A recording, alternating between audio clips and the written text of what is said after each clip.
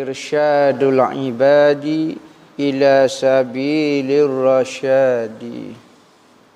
Sehinggalah perkataan beliau muka surat ni faidatun. Nah,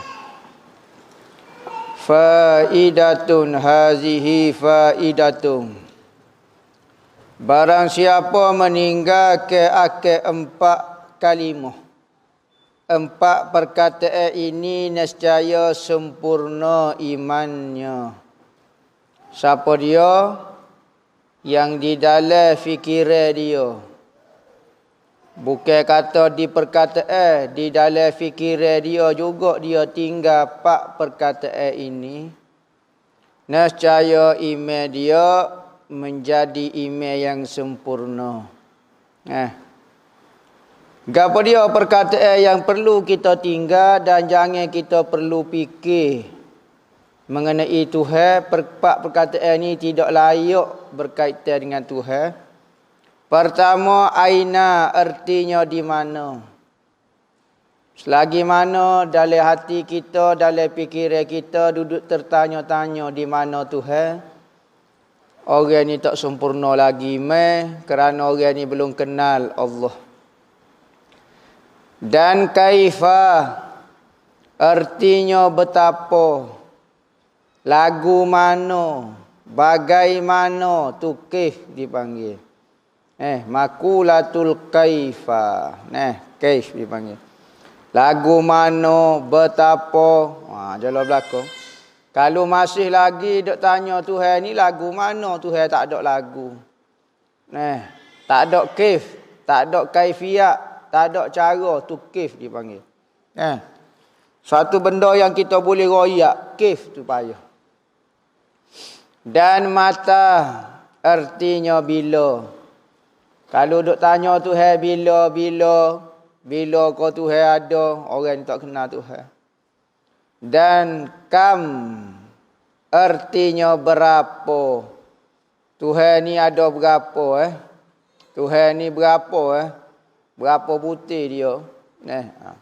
Maka jika berkata bagi engkau oleh yang berkata. Ada orang tanya. Di mana Allah, maka jawabnya tiada ia Allah pada tempat. Tuhan tidak berhajat kepada tempat. Dan Tuhan tidak menempati pada mana-mana tempat. Kerana satu benda yang menempati pada satu tempat itu, dia berhajat kepada tempat itu. Macam hamba ni perlu kepada tempat kerana tubuh hamba jirim. Tabiat jirim, jisim perlu kepada tempat dan ruang. Manakala zat Tuhan berlainan dengan jirim ataupun zat makhluk. Zat Tuhan dia tidak perlu kepada tempat. Kerana suatu benda yang perlu kepada tempat masih lagi lemah menurut akal kita. Benda yang berhajat kepada tempat masih lagi lemah kerana ada keperluan kepada suatu. Sebab tu kita kata Tuhan tidak berhajat kepada tempat, Tuhan tidak bertempat, ataupun Tuhan tidak menempati pada mana-mana tempat. Dan tiada lalu atasnya oleh masa. Kita perlu kepada masa. Kerana zat kita, sifat kita, perbuatan kita berhajat kepada masa. Dulu janggut ni tak ada. Zat janggut pada dagu anak ni dulu tak ada. Maka baru ada. Zat ana perlu kepada masa dan berkait dengan masa kerana dia ada permulaan dan ada akhir. Zat ana. Okey, sifat ana pula. Sifat apa dia? Dulu kecil, sekarang besar. Bila kau ana membesar, ada masa dia. Maka sifat-sifat ana boleh mendengar, boleh melihat. Bila ada? Ada masa dia. 40 tahun lepas. Ketika ada zat ana, maka kemampuan mendengar sifat-sifat ana juga ada 40 tahun lepas. Perbuatan ana lagi-lagilah ada masa. Ana duduk, ana berdiri, ana berjalan, semua tu perlu kepada masa. Maka Tuhan suatu benda yang tidak berubah, maka dia tidak berhajat kepada masa, tidak bermula dan tidak berakhir. Masa-masa ni apa dia? Masa ia bermula dan masa ia berakhir. Maka Tuhan tidak ada. Kecuali perbuatan Tuhan perlu kepada masa. Zat Tuhan tidak perlu kepada masa kerana dia tidak bermula berakhir. Sifat Tuhan, bila kau Tuhan ada kuasa, juga qadim dan baqa, tidak ada mula, tidak ada akhir. Tetapi perbuatan Tuhan, perbuatan Tuhan. Tengok. Kalau perbuatan dia dengan diri dia, tidak ada masa.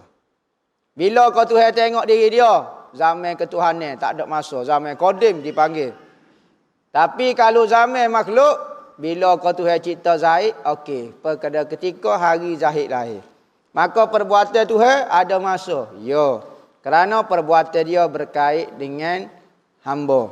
Kalau perbuatan dia berkait dengan diri dia sendiri, bila kau Tuhan tahu diri dia, bila kau Tuhan dengar diri dia, bila kau Tuhan lihat diri dia, maka hak ni zaman ketuhanan qadim dipanggil tidak ada masa juga. Dan jika berkata ia bagi engkau, seorang tu tanya bagi, betapa Tuhan? Tuhan ni lagu mana kak? Maka kata olehmu baginya, bagi orang yang bertanya saat ni, laisa kamislihi syai'un. Artinya tiada seumpama sesuatu. Syai'un ni kita ngaji dalam ilmu nahwu jadi ising laisa. Asalnya laisa syai'un kamislihi. Laisa ni apa dia hukum dia? Rofo ising nasab khabar. Jadi apabila isim laisa nakirah, syai'un, bukan laisa kamislihi asyai'u. Itu makrifat, ada alif lam.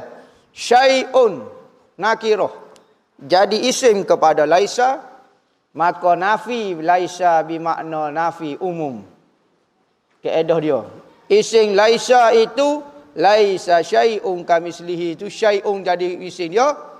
Maka makna dia tak ada suatu habuk pun tambah yang sama dengan Tuhan. Tak ada nafi umum. Tak suruh fikirlah. Dalam khayalan mungkin 14 tahun akan datang akan ada satu benda sama dengan Tuhan ke, akan wujud satu benda yang sama hebat. Walau daripada satu sudut sekalipun tak boleh sama. Nama tak apa. Tetapi persamaan tak boleh. Tuhan Zaidun Karimun. Zaid Karimun, pemurah. Allahul Karim, Tuhan juga Karim. Sopo ni? Tuhan dengan makhluk. Tak, nama sahaja, hakikat dia tidak sama. Hamba ada kederak, Tuhan ada kederak. Sopo kederak kita dengan kederak Tuhan? Kudrat Tuhan dengan kudrat kita? Tak sopo. Kita ada kemampuan melihat, Tuhan ada kemampuan melihat. Sopo? Tak sopo. Nama saja ada. Maka tidak ada sesuatu habuk pun sopo dengan Tuhan. Dan jika berkata ia bagi engkau, bila gak Allah ni? Bila Tuhan bermula? Bila kau Tuhan ada? Maka kata olehmu baginya. Bagi orang yang tanya situ. Awal dengan tiada permulaan, akhir dengan tiada kesudahan. Tu masa dia. Wal awal wal akhir. Dia yang awal dan dia yang akhir. Kalau kita tengok menurut nasnya, Tuhan itu yang awal dan yang akhir. Tetapi ulama-ulama usuluddin menterjemah ke huwal awal, yakni tiada awal. Huwa awal kata. Patut laisa awal ataupun laisa akhir ko. Apa ayat Quran kata huwal awal huwal akhir? Panda-panda ulama mari terjemah tidak ada awal, tidak ada akhir. Mai kata tidur ke mana? Bercanggah 360 darjah. Dengan ayat Quran. Tetapi akidah yang sebenar, Tuhan tidak ada awal dan tidak ada akhir. Oh, bercanggah dengan ayat Quran ni. Ayat Quran kata huwal awal wal akhir. Dia yang awal, dia yang akhir. Kau kekasih awal dan akhir. Tu. Nah, kamulah so-sonyo di dalam hidupku.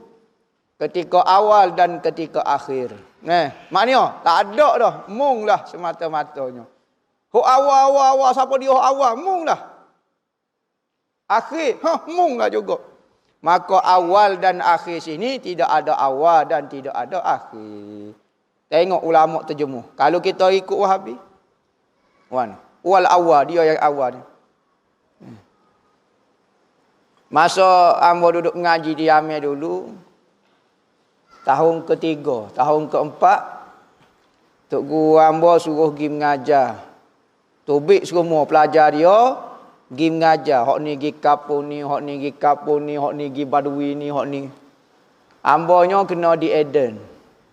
Di Eden ni, Teluk Eden ni kawasan Osama bin Laden. Rumah dia ada lagi situ. Kawasan apa dia? Ya ada bukit besi situ. Tempat Kobe mati. Kobe ni anak Nabi Allah Adam alaihissalam. Ada bukit besi situ. Antara saing-saing kita hok keluar di badui apa semua mengajar, ada atas bukit, ada gapo dia. Dia mengajar. Dia tanya, apa maksud wal awal wal akhir? Yang ngajar tauhid ni. Kok kita mengajar atas balasuh.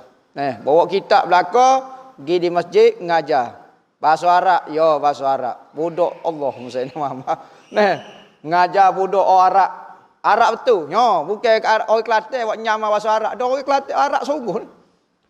Kita tanya huwal awal wal akhir, Tuhan tu yang awal yang akhir. Gapo dia faham? Dia kata Tuhan mula-mula sekali. Maknanya macam seminggu sebelum ada makhluk dia kena ada lah sebab dia jauh cipta makhluk kan. Tengok orang Arab sendiri pun mikir salah kalau ulama tidak menterjemahkan makna awal. Jangan duk koyak kata baca Quran pandai bahasa Arab. Aling dolar boleh terjemuh secara zahir lagu tu. Orang Arab sendiri tak faham Al-Quran. Apabila Al-Quran kata huwal awal, Tuhan awal ni, memang lah. Dia awal sekali. Sebab dia kena buat makhluk. Ikutlah berapa hari, seminggu kau sebelum awal. Hak penting dia kena awal. Tidak kau karut lagu tu mikir. Tapi dia tak faham lagu tu. Muka ayat Quran kata, ni orang Arab. Kalau orang Kelantan tak faham bahasa Arab lagi, tidak kau bawa pegangnya akidah sesak berat lagi. Setara orang Arab tak faham lagi bahasa Al-Quran hak fasih lagi. Perlu disyarah oleh ulama-ulama. Ni pok kita pandai bahasa sikit, pandai bahasa Arab sikit, pandai dah terjemuh Al-Quran. Pimpin usrah lah gapo dia, hajar tauhid mujassimah, hajar Wahabi, penuh jahannam habis. Tu. Jadi huwa awal sini Tuhan tidak ada permulaan dan tidak ada akhir. Dan jika berkata ia engkau, berapa Allah Ta'ala? Berapa? Maka kata olehmu, Qul huwallahu ahadun. Katakanlah, huwa, dia, yakni Allah, ahadun, tunggal. Gege gepa isu Qul huwallahu ahad itu. Katakan ia Allah itu tunggal. So, wahdaniyah. Itu maksud dia. So dari sudut mana? Zat dia tu so. Sifat dia tu so. Perbuatan dia tu so. Apa dia maksud dia? Huraya panjang lah. Dari sudut, 3 sudut. Maksud so tu, zat dia so. Sifat dia so. Perbuatan so. Dan jika dikata orang bagi engkau, betapa engkau beriman dengan Allah. Mau beriman lagu mana dengan Allah? Maka jawab bahawasanya Allah Ta'ala itu esa erti ketunggalan dengan sifat yang tiada sekutu baginya.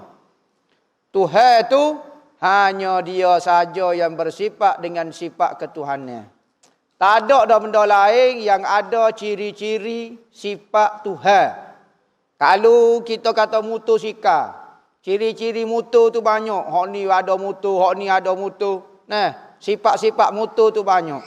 Tapi sifat Tuhan ni hanya saja yang memiliki ciri-ciri ketuhanan, iaitu nama dia Allah. Nah. Lagi ketunggalan ia dengan zat tiada yang sekutu baginya. Maka Tuhan itu zat dia tidak berkongsi, sifat dia tidak berkongsi. Tak ada orang lain memiliki sifat ketuhanan. Contohnya Tok Kong, kita beri sifat ketuhanan bagi, tak ada. Dia saja memiliki. Zat dia tidak ada kongsi. Adakah tak zat serupa dengan zat Tuhan? Tak ada. Sifat ketuhanan, biarlah zat tak ada tak apalah misalnya. Okey, hamba nak sifat ya, sifat ketuhanan. Tuhan boleh kongsi tak? Tak boleh juga. Hanya dia saja yang memiliki sifat ketuhanan. Hanya dia saja memiliki zat ketuhanan. Ada yang kata tak apalah zat demo memang hamba tak tiru, tak boleh nak tiru zat demo. Tapi sifat hamba boleh tak nak ambil sifat Tuhan? Tak boleh. Tak ada sifat ketuhanan, hanya milik Allah Ta'ala semata-mata.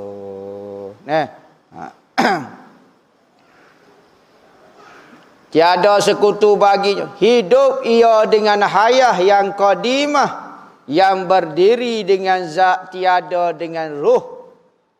Maka Tuhan ni hidup lagu mana? Hidup bukan dengan ruh. Kita hidup dengan ruh. Apabila cabut ruh, maka mati. Maka ada orang kata lagu mana kita nak sembah Tuhan yang tidak ada ruh.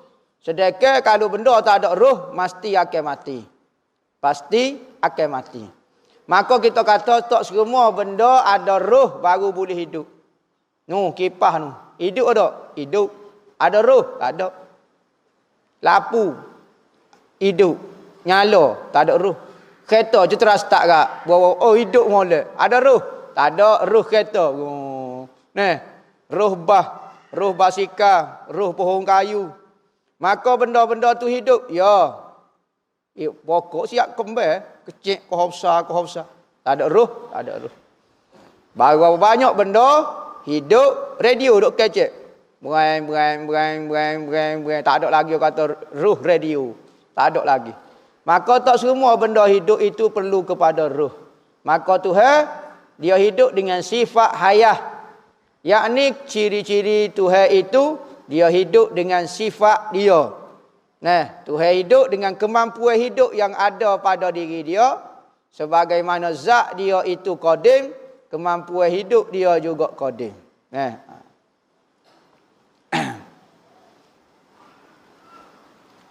Mengetahui ia dengan ilmu yang qadim, yang meliputi dengan yang wajib dan jaiz dan mustahil.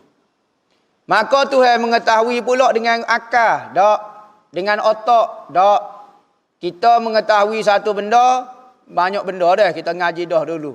Cara nak mendapatkan ilmu, pertama kita guna akal. Kedua kita dengar khabar, ketiga kena panca indera. Maka benda-benda ini alat untuk mendapat ilmu. Maka Tuhan perlu kepada alat-alat ni untuk mendapat ilmu, tak? Cukup semata-mata ia bersifat dengan ilmu, maka cukup dah, tak perlu kepada alat. Kita kalau nak belajar, perlu pen, perlu buku, perlu alat bantu mengajar, perlu otak, perlu mata. Hak tu pun tak faham sebutir habuk pun. Lepas tu, benda ni tak memberi kesan. Tuhan kerana dia ada sifat kemampuan untuk mengetahui, yakni ilmu. Maka dia tahu semua maklumat. Sama ada maklumat yang wajib. Apa dia maklumat wajib? Yakni maklumat mengenai benda wajib. Seperti maklumat mengenai diri dia. Tuhan tahu diri dia lagu mana. Padahlah dengan dia. Ilmu dia mengatakan, ya, benda wajib. Kedua, Tuhan tahu benda harus. Seperti apa yang berlaku malam ni. Apa yang berlaku atas masjid. Apa yang berlaku di Amerika. Di Malaysia. Benda tu harus. Ya. Tuhan tahu. Ya. Tahu guna apa? Tahu guna ilmu. Lepas tu ilmu ni apa dia? Alat kau apa dia? Tak, sifat dia. Sifat lah ke mana? Ada benda lebih. Tak, diri dia. Katanya ulama khilaf. Kita ahlu sunnah wal jamaah ilmu lain, zat lain. Katanya Mu'tazilah, ilmu dan sifat tu benda tolong. Tuhan tahu dengan zat dia. Kerana dia tak say nampak macam dua di Tuhan tu. Tetapi cara dia tu salah lah. Maka ahli sunnah wal jamaah kata kalau zat kosong saja tanpa kemampuan mengetahui, dia tak boleh tahu juga. Maka zat yang bersifat dengan ilmu yang mengetahui. Dan mustahil. Tuhan tahu juga maklumat-maklumat yang mustahil. Apa maksud maklumat mustahil? Yakni maklumat benda-benda yang tak boleh ada. Tuhan tahu tidak ada syirik bagi dia. Kerana benda syirik ni masuk dalam kategori benda mustahil. Apa maksud benda mustahil? Yang tidak akan wujud sama sekali. Sama ada wujud secara realiti ataupun wujud secara andaya pun tak boleh.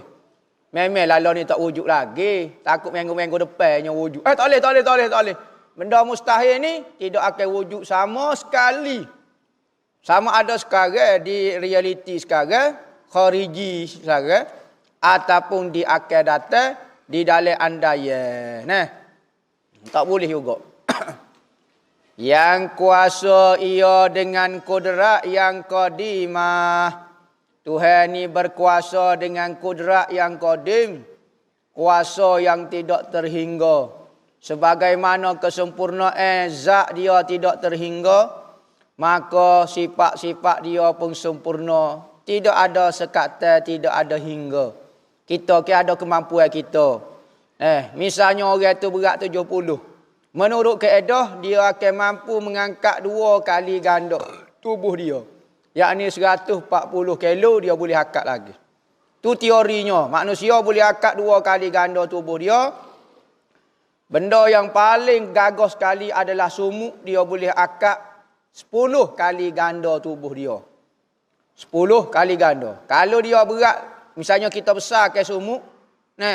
Besar sama besar kita sumuk. Maka berat dia jadi 70 kilo. Berat 700 dia boleh pikul.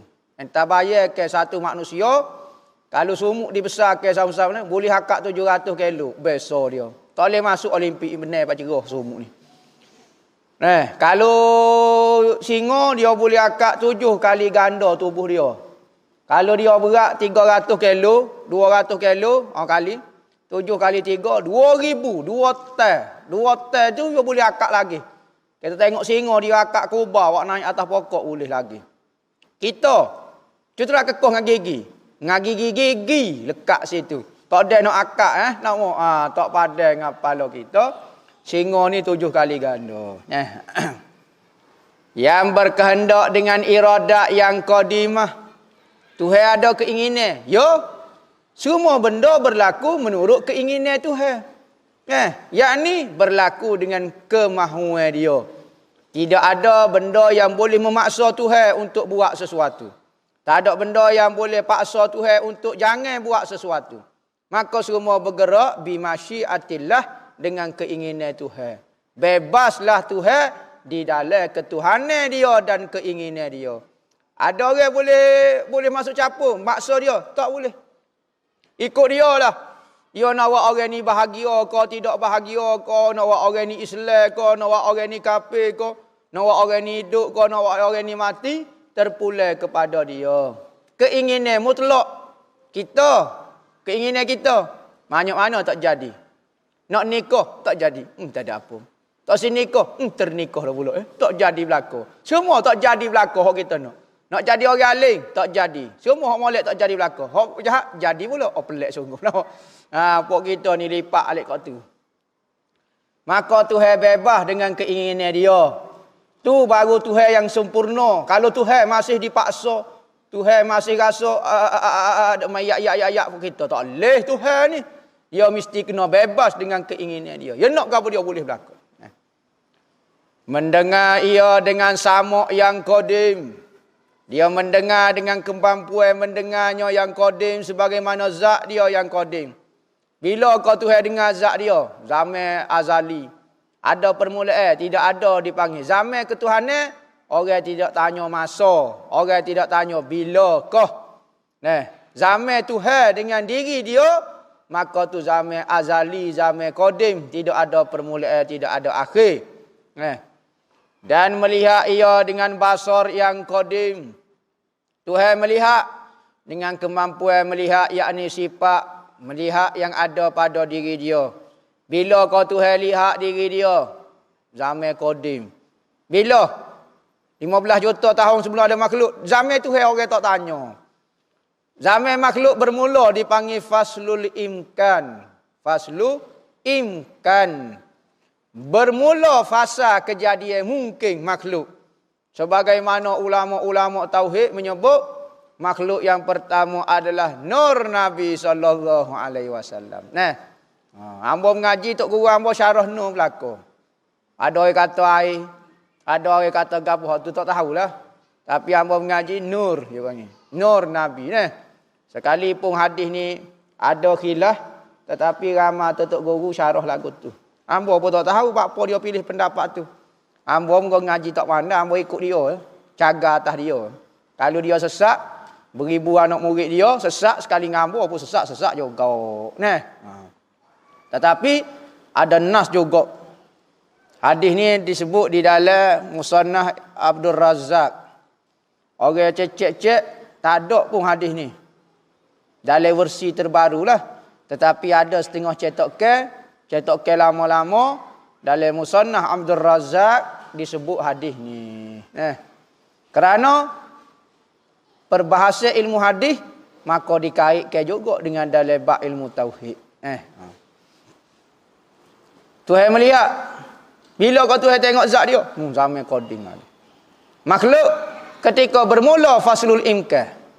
Bila kau Tuhan tengok Nabi Muhammad, okey. Bila ada waktu? Ya, ada waktu.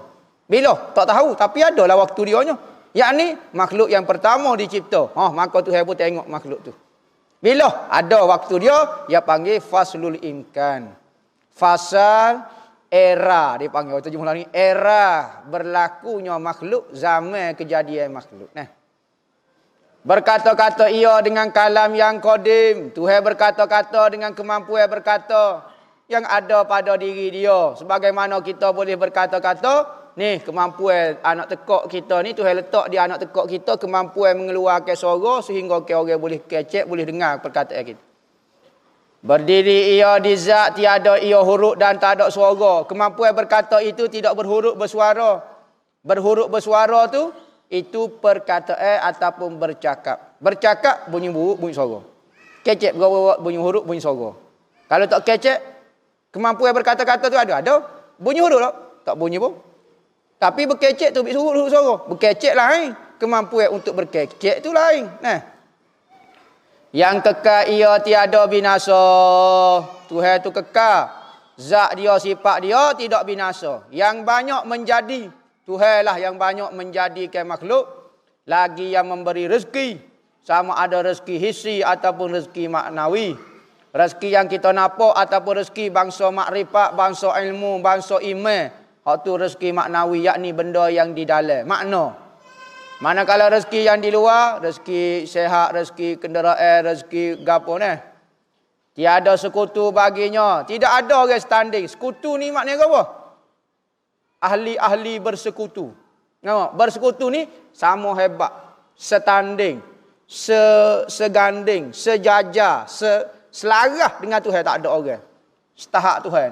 Dan tiada banding baginya, tak boleh kita nak banding Tuhan dengan sesuatu makhluk. Kerana Tuhan tunggal di dalam ciri-ciri dia, tinggal di dalam sifat dia, tunggal dalam zat, tak boleh nak banding dengan gapo-gapo. Kalau makhluk lain mungkin kita boleh banding. Malaikat ada bandingnya, kita ada bandingnya. Dan Tuhan sebut, setiap makhluk tu ada pasangan dia. Dan tiada yang menyamai baginya. Tak ada benda yang sama dengan Tuhan. Dan ketahui olehmu bahawasanya iman dengan Allah atas 3 bahagi. Wallahu a'lam. Lelaki gunting rambut dengan baba perempuan. Bukan baba mengajar pondok ni. Baba ni tu ke gunting perempuan. Kita tanya, lelaki dan perempuan haram. Pertama apa dia? lelaki dan perempuan haram duduk satu tempat bersunyi-sunyi. So, kedua, lelaki dan perempuan haram sentuh menyentuh. Ketiga, haram lelaki dan perempuan pandai memandai. Keempat, haram lelaki dan perempuan tidur sekali. Haram, benda-benda yang ada hubungan lelaki dan perempuan semua haram kecuali ketika darurat. Yakni apa maksud darurat? Terpaksa. Sama ada darurat itu melibatkan nyawa ataupun keselamatan. Okey, gunting rambut ni ada melibatkan keselamatan ke tak? Tak gunting rambut, masuk rambut jadi masuk dalam perut apa semua, mari duk mesing apa semua, tak boleh jalan sepak apa semua jadi masuk hatu ke apa. Ada ke tak? Tak ada ke apa dia. Demo tak gunting pun tak apa, tak si gunting pun tak apa. Tiba-tiba pergi cari baba perempuan, tak boleh. Tukar gunting cari hok jatan lah. Kerana menggunting rambut tak masuk dalam kategori darurat. Benda terpaksa. Jo, ambo ngaji sekolah, cikgu paksa suruh gunting rambut. Bukan paksa, maknanya terpaksa gitu. Hak tu bukan terpaksa lah tu tu. Terpaksa ni melibatkan keselamatan, melibatkan apa dia. Jadi tak boleh gunting rambut dengan perempuan lah. Nah. Menyebabkan dia setuh tekuk kita. Nah, dia pegang ke apa dia. Maka lelaki dan perempuan ni tak boleh dekat kerana ayat kata la taqrabu. Jangan dekat. Az-zina, zina. Zina tu orang tahu dah tak boleh zina. Tapi perbuatan-perbuatan yang menyebabkan dekat dengan zina boleh buat. Tak boleh juga. Jadi Nabi dalam ayat Quran ni larang zina dan benda hak dekat dengan zina. Gapo dia dekat dengan zina? Jalan dah ni. Kena spa dah pula, basuh tangan, basuh kaki, basuh tekuk, gapo dia. Hak tino pula pakai ketak pula. Tak ada apalah. 2 3 4 kali sebentar pergi gunting rambut. Mula-mula pergi gunting sikit lah. Gunting sikit lah. Esok pula mari gunting sikit. Selok lah. Makna muka lain dah tu. Adakah membaca tasbih semasa sujud dan rokok itu dikira dalam qada atau makninah? Ataupun qada atau makninah dikira selepas kita habis baca tasbih. Okey. Pendapat muktamad ketika kita rokok, kita baca subhana rabbil azim, ketika tu sudah dikira tamak nina. Tu muktamad. Ada kata dok, lepas pada diam daripada gerak dan zikir. Yang ni lepas pada sebut subhana rabbil azim wa bihamdi, lepas pada tu kena berhenti qada subhanallah pula. Hak tu tidak muktamad. Hak muktamad maksud tamak nina berhenti as-sukun ba'da harakah. Dia selepas daripada gerak, bukan pada zikir. Zikir tak apa, mulut tak apa. Dah dikira dah tamak ninah dah. Kerana tamak ninah tu adalah kelakuan perbuatan bukan zikir. Apakah fadilat doa musabbibal asbab? Tak tahu doa apa dia, tahu musabbibal asbab ni. Hamba tak tahu dah doa apa dia dan hamba tidak tahu kelebihan dia. Benda hamba tak tahu tidak menafikan kelebihan dia dah. Apa petua untuk ubat sakit medu? Jaga makanlah, jangan makan benda sejuk, jangan makan benda berangi. Pergi nguruk kau gapo dia, kau gapo medu. Payah juga medu ni. Apa hukum main tiket dalam game PUBG? Main tiket ke mana? Nikah. Anak tak faham ni maksud main tiket ni gapo dia? Judi ke? Main tiket bunuh orang ni. Dalam mazhab kita, benda tu sekadar permainan hanya makruh sahaja. Dan kalau molek jangan ajar kita tengok benda-benda yang ganah. Ajar anak-anak kita dan diri kita sendiri tengok orang duk cicil orang. Tak dosa. Sebab benda dalam gambar saja. Ataupun kita main PUBG, tembok tu kat siapa hacu. Benda tu ajar sifat kejam. Mengajar sifat gerai kat orang.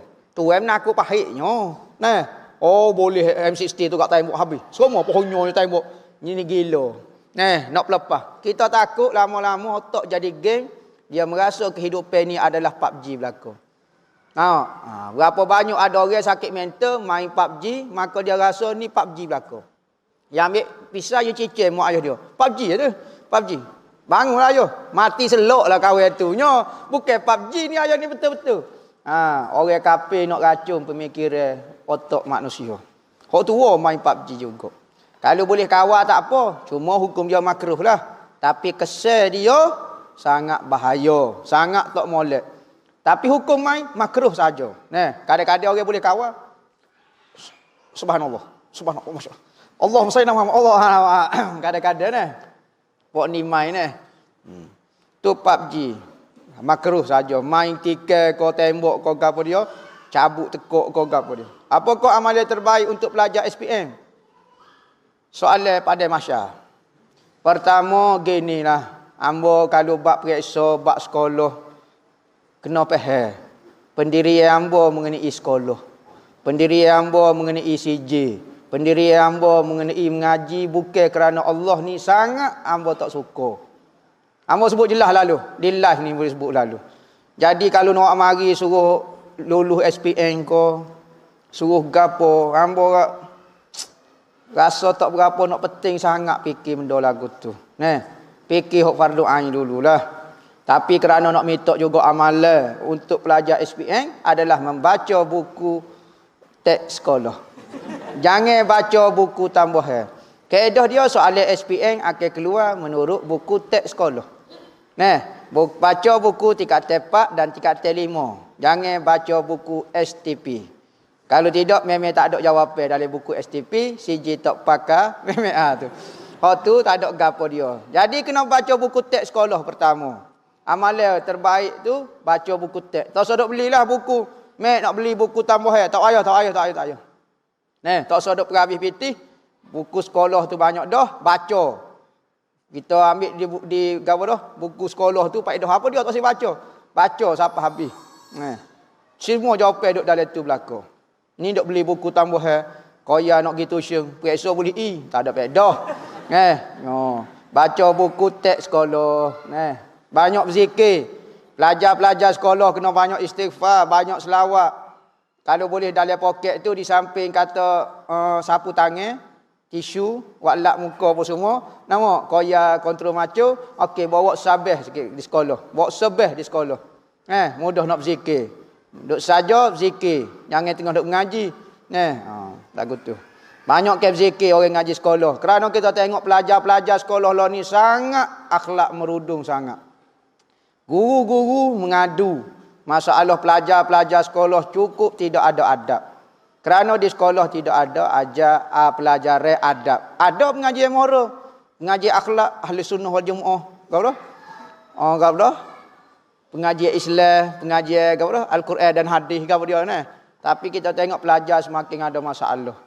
Maka kena fikirlah SPM juga. Kalau mati tanggungjawab SPM, masuk neraka kalau tak lepas fardu ain.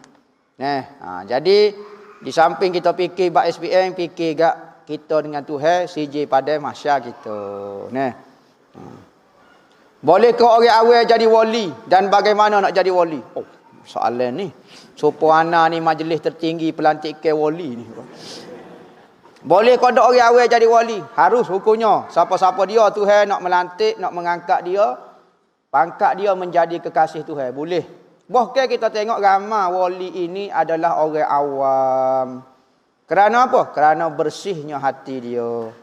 Kalau orang ada kelebihan dari sudut ilmu, dari sudut gapo, kebanyakannya payah nak jadi wali. Jadi alim ulama ramai.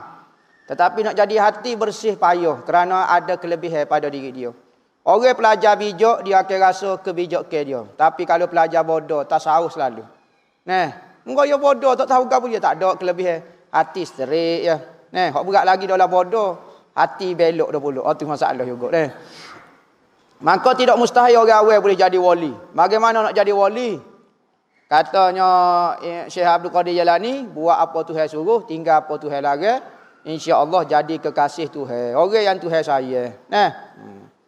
Fattabi'uni yuhibbukumullah. Dalam hadis kata, sentiasalah manusia itu menghampirkan diri kepada Tuhan dengan mengerjakan benda fardu. Pertama kena buat benda fardu dulu. Dan apabila seorang buat benda fardu tu syarat pertama nak jadi wali. Kedua, maka dia buat benda sunat pula. Buat benda sunat. Maka apabila dia buat benda sunat, maka dia jadi wali. Maka katanya Allah Ta'ala, maka aku akan jadi pendengar dia. Hadis 40 tu ni. Aku jadi penglihatan dia. Apa dah? Ya taqarrabu ilayya bil fara'i bin nawafili hatta uhibbahu. Sentiasalah manusia mendampingkan diri dengan aku dengan mengerjakan benda sunat sehingga aku saya. Apabila saya jadi wali lalu. Tuhan saya tak kepada kita? Ya. Secara umum, semua makhluk Tuhan saya, hatta orang kafir. Kalau tidak hacul lebu orang kafir, tak boleh nak hidup. Ni nak makan duk gapo dia. Maka saya Tuhan tu ada. Tetapi maksud saya ni saya khas. Yakni wali-wali Tuhan di saya secara khas berbanding saya umum. Ar-Rahman Ar-Rahim Tuhan tu secara umum. Nak jadi wali lagu tu buat apa Tuhan suruh, tinggal apa Tuhan lagi. Boleh kada kita cium tangan ibu bapa seperti orang awal cium tangan ulama untuk ambil berkat? Boleh, tak ada masalah. Bahkan ibu bapa kita lah, setengah ulama kata doa seorang ibu lebih afdal daripada doa 70 orang wali. Jangan kita pergi jumpa tok guru kita bukan main cium balik kuat kawan tu. Salah, pergi nguruk tangan dia. Tapi cium mak kita, cium sekadar saja. Orang tua dulu antara amalan-amalan cium tapak kaki ibu. Jangan akak dia, nak kita tengok duk caci akak kaki dia, akak gini sembai dia menerak lah. Maka suruh dia duduk, kita cium kaki. Cium lutut. Ada amalan cium lutut. Sahabat-sahabat dulu cium kaki Nabi dan cium lutut Nabi.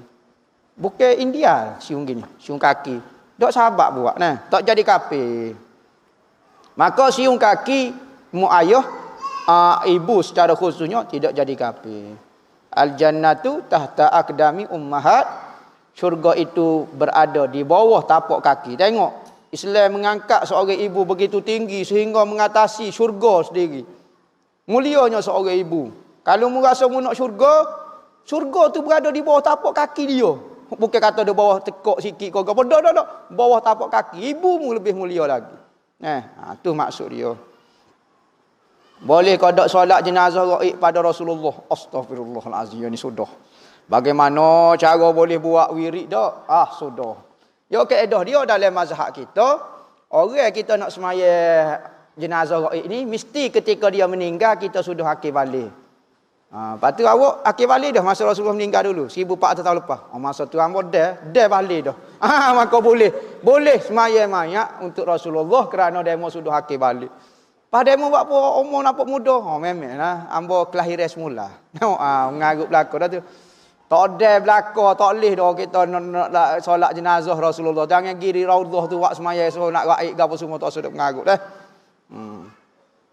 Apa hukum bagi seorang isteri yang kematian suami dalam tempoh iddah upload gambar di media sosial? Dalam kitab fiqh kata tak dibenarkan isteri keluar daripada rumah ketika waktu iddah kematian suami. Maka dia tak keluar, tapi gambar dia keluar daripada rumah tersebar di seluruh alam ini. Hatta kepada catatan malaikat pun tersebar. Penuh di catatan malaikat gambar-gambar dia. Lagu mana? Bukan kata di 7 petala langit, 7 petala bumi pun semua tersebar gambar dia. Dia tak keluar tapi gambar dia keluar. Sekalipun hukum di dalam kitab fiqh kata tubuh tak keluar tu tak jadi haram, tetapi benda ini boleh membawa kepada benda tak comel. Kerana apa syarat kata tak siwi tubik? Kerana tak si dia menimbulkan fitnah. Jangan dia zahirkan tubuh dia. Maka apabila tubuh tak ada tak tubik, tetapi gambar tu tubik seolah-olah macam tubuh dah tubik. Jadi tak boleh juga, hukum dia tak boleh. Memanglah tidak ada nas soreh dalam kitab fiqh kerana tubuh saja haram tubik. Kalau gambar tubik tak apa. Tapi benda ini sangat bahaya. Duk dalam edah wak lelak sedih jeri selfie dengan mayat tok lelaki. Tengok mula tok lelaki duk begini. Kenyik mata. Selok masuk atu seminggu tak boleh aku. Apa hukum lelaki perempuan bukan muhrim pergi hiking gunung bukit dalam satu kumpulan yang sama? Kijaan ni takrabu zina berlaku, menghampirkan kepada zina. Pakai seluar ketat, pergi ngukah bukit.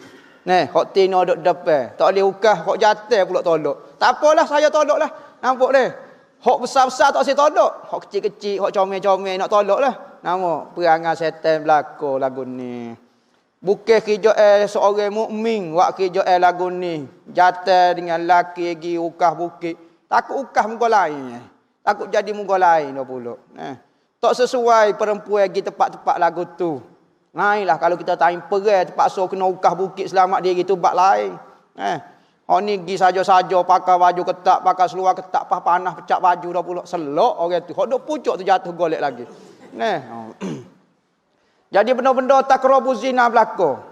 Maka takrabu zina ni umum lah. Zina tu so ya. Tapi takrabu dia banyak sangat.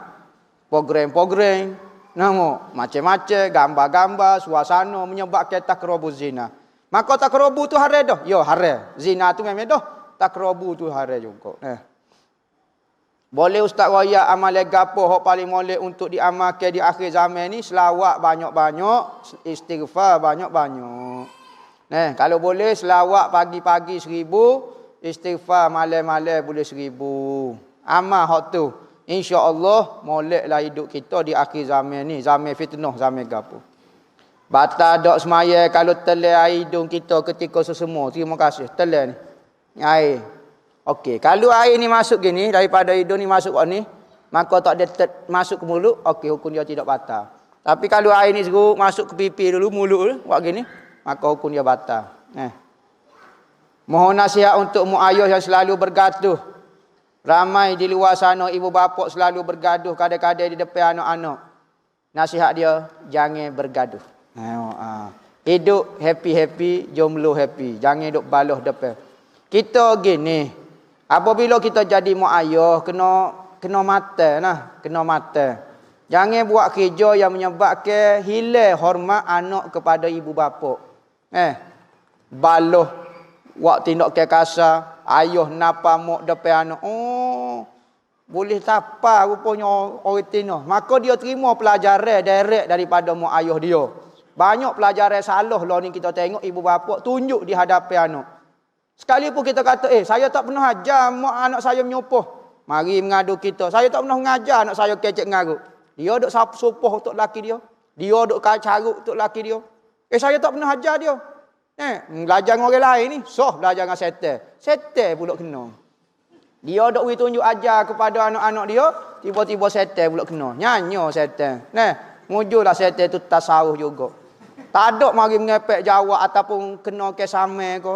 Saya nak buat samai malu kerana menuduh setan secara nama. Tak ada. Setan ni tak ada pernah buat main. Kita yang jahat pada setan lagi. Jadi jangan buat kita ni tak mecek, tak mata depan budak-budak. Nak badah masuk dalam bilik. Masuk dalam selimut tak sibuk bunyi. Tumbuk bunyi. Gitu ya bunyi nama. Bapa tu sajalah. Tak ada gapo dia. Bapa mak ayah tu tubik biru sebelah, melok sebelah. Bapa tu tak tahulah beki pahit sana ni rebah ke apa. Kena pandailah. Kerana budak-budak ni dia tengah menyeduk pelajaran. Maka dia akan tengok daripada kecil lagu mana perbuatan manusia. Lelaki buat kepada perempuan, perempuan buat kepada dia kepada lelaki. Seorang ibu setara mana hormat kepada ayah. Maka dia belajar tu. Dia tak dengar mulut kita duk ayat jangan duk tiru, duk tunjuk depan mata. Pelik sungguh. Maka kena mecuk sendirilah. Kalau nak gocoh, sewa hotel khoh nah. Sewa dewan ke, futsal ke, kita gocoh dua sekali ni. Jangan depan anak-anak. Lagu tu. Kerana nyanyo mentor dia ni. Rosak dia punya mentor dia. Boleh kau dalam solat kita berzikir dalam hati ketika menunggu imam membaca surah? Hukum dia boleh, tetapi afdalnya baca Quran juga. Kita baca tu imam tak habis lagi. Baca surah lain pula. Baca ku Allah ulil ulut apa ku Allah paku Allah. Jangan ku Allah gitu, ku Allah sampai habislah. Baca sampai sudah. Nak tanya kita semaya tapi kita buat jahat lagu mana? Alhamdulillah kita semaya. Kekal ke sembahyang demo. Cuma beki di buat jahat sahaja. Daripada tak dalam buat jahat tak semaya dah pula. Berat lagi. Jadi tak sudut bimbang, tak sudut panik, standard ke edah. Orang lah ni semaya dan buat jahat. Tetapi alhamdulillah dia masih bersembahyang. Dia masih sujud kepada Allah Taala. Maka insya-Allah dengan kebaikan yang dia buat dapat menghapuskan kejahatan dia. Wa atbi'is sayyi'atal hasanata tamhuha.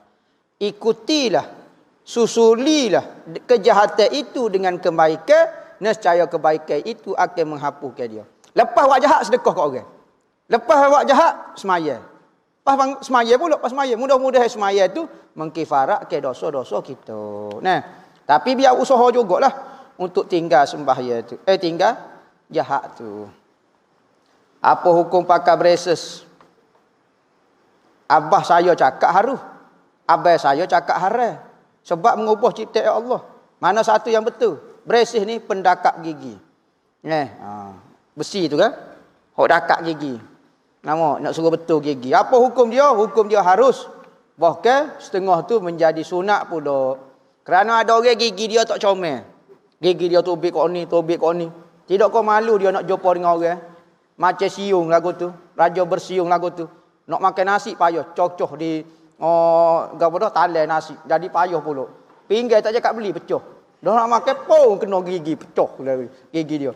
Maka dia malu nak tepung dengan orang. Maka terpaksa dia ubah kejadian. Kejadian tu ada gigi tu. Ya. Tetapi hukum dia sunat, dia ubah kejadian yang memalukan dia kalau berdepan dengan orang. Muka dia tak comel, kau gapo dia. Kalau kening molek dah tak apa. Ni kening Allah. Sopo nyapu.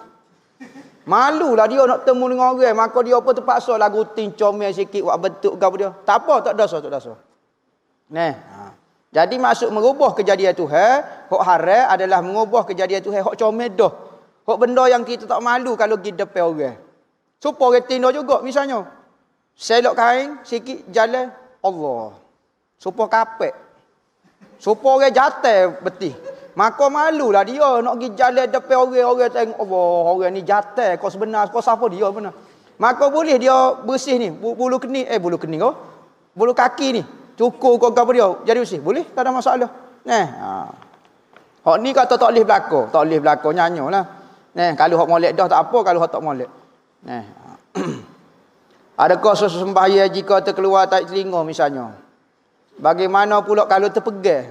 Hukum dia tidak najis. Ingat najis ni, okey. Ingat ni, siapa mati? Ni takati. Ni pusat. Benda yang di tengah ni dipanggil usuh, perut besar. Setiap benda yang sapak sini, sama ada dia keluar naik ke atas ataupun keluar ke bawah, jadi najis. Benda lain tak dipanggil najis. Sekali pun kita panggil tahi telinga. Tak serupa. Duduk. Nama dia saja. Dia tidak najis.